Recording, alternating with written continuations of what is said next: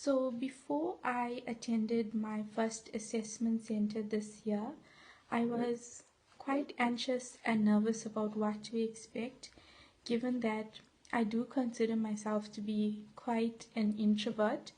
So knowing that I'm going to be in a group situation and knowing that there's a whole lot of unknown things to come, I was quite nervous and I felt like I needed to do the utmost amount of research in order to get ahead of this assessment center.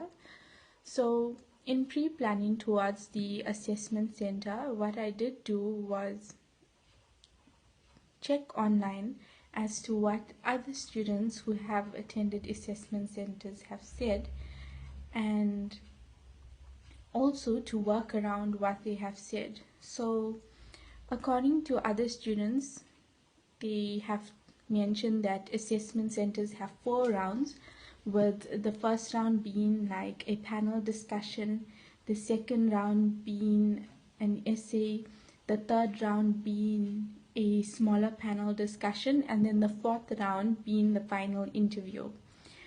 So, because I knew basically what was initially going to happen, I decided to work around how to um, how to project yourself in a panel discussion, because I knew that we were going to be faced with that. And then also because I have been through school and we knew how to write essays, I didn't really do much research into that because you never really know what you're going to write about. And then also for the interviews, I also just basically brushed up on the company that I've been applying for, and I did some background research. I researched their values and what they stand for. I researched what their mission is, their vision, the company's goals, and I also researched the role that you are attempting to fill. And with all that research, it made me feel much more confident, because I do feel that even though people tell you like don't over prepare because it doesn't help you, I do feel that if you can prepare to an extent, you feel more comfortable because you know that you're going in with some kind of grounding. You're going in with a basket that's full. You're not just going in with an empty basket hoping to throw in whatever words you can when they ask you a question. So at the assessment center, I learned quite a few things, which is so important, and it helped me understand more about the working environment. The first thing that I learned is it just all it takes, regardless of you being an introvert or not, is to just smile and be yourself. People naturally gravitate towards you and greet you because it's a working environment. It's not a social environment where people are going to be hard up. In a working environment, people are more likely to be friendly because you all know that you are going to be working with each other for the rest of the day. So people are more inclined towards being friendly regardless of the differences. If it was a social situation, I'd say things would be different. Not everyone you smile at would want to be to speak to you. Whereas in the situation, smiling is important. Being normal and friendly, just being yourself is really important because you stand out from the rest of the people who are being too uptight or who are being too loud. It's very important. The second thing that's most important is for you to monitor and match. So if you go into an environment, if they have you seated around other students, you're going to monitor and match. So I found that it helped for me to match the environment. Like I realized that everyone was quite soft spoken, quite laid back. People weren't as energetic and things in the morning. So I also matched that. I kept my energy at a lower level, knowing that I have to use it for the rest of the day. And then The next point, besides monitoring and matching and also smiling, I would definitely say is to watch yourself. It's very important that you watch yourself. You don't lose yourself in the discussion.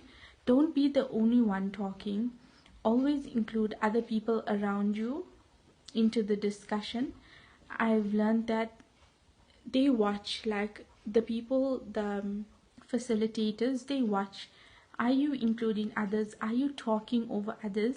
Are you cutting people off? Are you leaving people to talk without barging in? Like, you need to barge in respectfully and say something like, sorry, can I add to that? Or you need to make sure that you include it, but you don't exclude anyone else at the same time. Remember that you have to shine within your own self, but you don't need to dim other people while you are shining. So it's very important that you go there with the intent of shining and not going there to be a facilitator as well. You need to declare yourself, but you also need to take others into consideration while you are also shining on your own. So integral point is to include others in the discussion and don't be excluded. Don't let other people overrule your discussion, whereas you can't even include yourself. So always find a way to get in and to include others in. I think I've said that many times. And then another thing is to hold your opinion. Don't think that these people have asked you a question and they want it a certain way, they have a certain answer. You just gotta pick your answer and stick with it, because it's not about right or wrong. It's not a political discussion. It's just to see how you stand to your own opinion. Even though your opinion may not match the people around you, as long as you can stand true to your opinion and you have some base and some solid truth in your opinion, then you should stay firm with it, because it shows your integrity. It shows that you believe what you are saying, and it helps others believe what you are saying. You have to stand by what you're saying. You can't say, oh yeah, you're right, okay, yeah, your opinion is right. You can't. You gotta say, yes, I understand your opinion, but here's mine, and let's look at both sides of the story. So even if they're asking you, like, is it okay to tease someone, and if you feel like yes, it does help the person to be teased, then you gotta stand by that side and say exactly why. You can't say no, it's not okay to tease someone just because everyone else in the room is saying that. I think that's a very bad example, though. It's generally, it is not okay to tease anyone, but I know at my assessment center it was more like a crime thing, so I don't want to give a crime example. So I think like teasing was my example, but I'm sure you get the idea.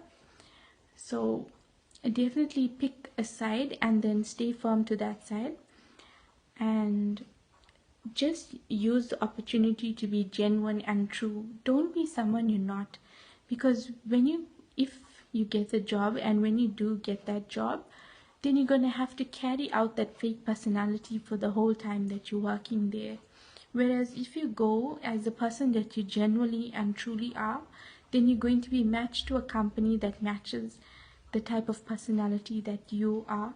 And you also don't have to be a fake person for the rest of the time that you work in there. You can just be genuine and yourself. So always remember to project yourself correctly, to smile, to include others in the discussion, to monitor and match the environment, and to stay true to who you are. Don't try to be a genuine somebody else. Be genuinely you.